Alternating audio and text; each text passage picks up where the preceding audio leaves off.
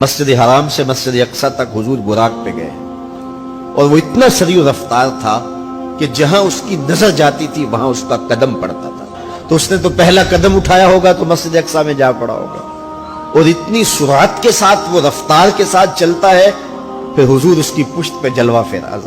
یہ 1000 کلومیٹر فی گھنٹے کی رفتار سے جہاز چلے تو کسی میں ہے ہمت کہ اس کی ننگی پشت پہ بیٹھ جائے؟ ہوا کی مزاحمت ہی گوارا نہ ہو، پرخ چڑھ جائیں، آگ لگ جائے. اور جو کروڑوں میل فی سیکنڈ کی رفتار سے جا رہا ہے اس کی ننگی پشت پہ بیٹھنے والے شاہ سوار کی عظمت کو سلام کرنے کو جی نہیں چاہ رہا.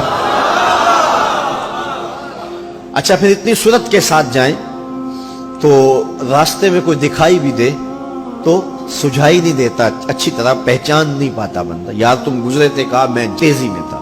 تو تیزی میں جو چیز نظر آئے تو اس کو پوری طرح پہچانا نہیں جاتا. لیکن اب اس رفتار سے جا رہے ہیں، لیکن معرفت کا عالم کیا ہے کہ میں حضرت موسیٰ کی قبر کے قریب سے گزرا، میں نے دیکھا وہ قبر میں کھڑے ہو کے نماز پڑھ رہے ہیں. اور حضور ابھی وہاں پہنچتے ہیں مسجد اقصی میں تو حضرت موسیٰ علیہ السلام پہلے وہاں موجود تھے. یا تو یہ ماننا پڑے گا کہ یہاں بھی موجود تھے وہاں بھی موجود تھے، اور یا پھر یہ ماننا پڑے گا کہ وہ پہلے چلے گئے. اور اگر پہلے چلے گئے تو پھر کیا وہ میرے حضور سے پہلے چلے گئے؟ تو جواب آیا کہ نہیں، حضور علیہ السلام تو اپنی رفتار سے جا ہی نہیں رہے تھے. حضور تو جا رہے تھے براق کی رفتار سے، اور حضرت موسیٰ گئے ہیں نبوت کی رفتار سے. براق بہت سریع ہوگا لیکن نبوت سے سریع نہیں ہو سکتا، اس لیے حضرت موسیٰ پہلے پہنچ گئے. یہ ایک مرحلہ مکمل ہوا.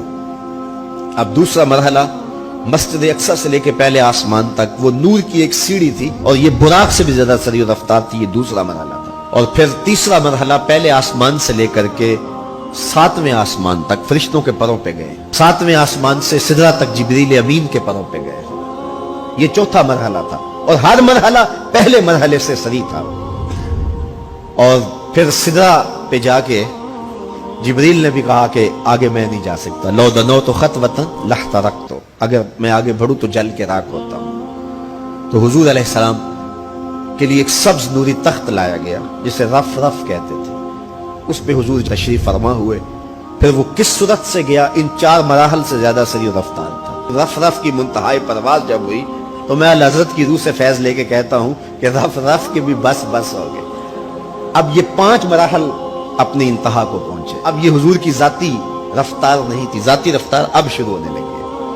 اللہ اکبر. پھر آواز آئی ادنو منی یا احمد، پیارے رک کیوں گئے ہو، آگے آؤ. اللہ اکبر. اور حضور پھر اعلیٰ حضرت فرماتے ہیں کہ ڈرتے جھجکتے آگے بڑھے. کیوں؟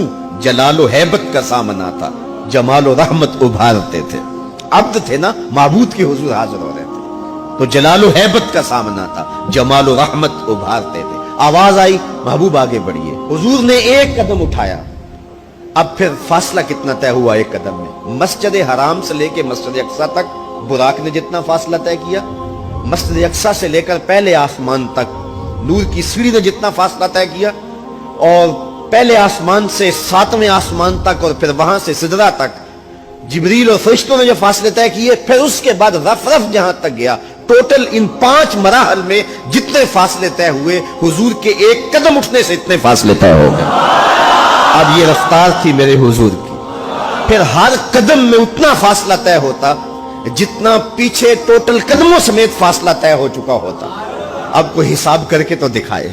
اللہ اکبر. اور پھر آواز آتی گئی بڑھ اے محمد، قریب ہو احمد، قریب آ سرور ممجد. نثار جاؤں وہ کیا ندا تھی، وہ کیا سما تھا، وہ کیا مزے تھے. 70,000 مرتبہ آواز آئی اور حضور کے قدم اٹھتے گئے. پھر کہاں تک پہنچے؟ کوئی حد ہے ان کے عروج کی، بالا غل اولابے. اور اس کو میرے رب نے سفر نہیں کہا یہ ابھی میرے نبی کی سیر ہے. کیا سمجھو گے میرے رسول کو؟ اس کی سیر اتنی سریع ہے کہ تمہاری عقلیں تھک گئی ہیں، اور اگر وہ سفر کرنے پہ آئے تو پھر عالم کیا ہوگا.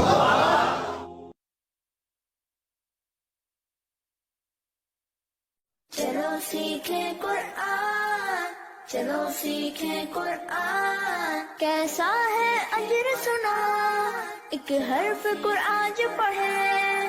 کیسا ہے اجر سنا ایک حرف قرآن جو پڑھے. ایک نیکی ایسی اس کے جو برابر ہے. قرآن پاک کا پڑھنا، دیکھنا، سننا سب باعث ثواب.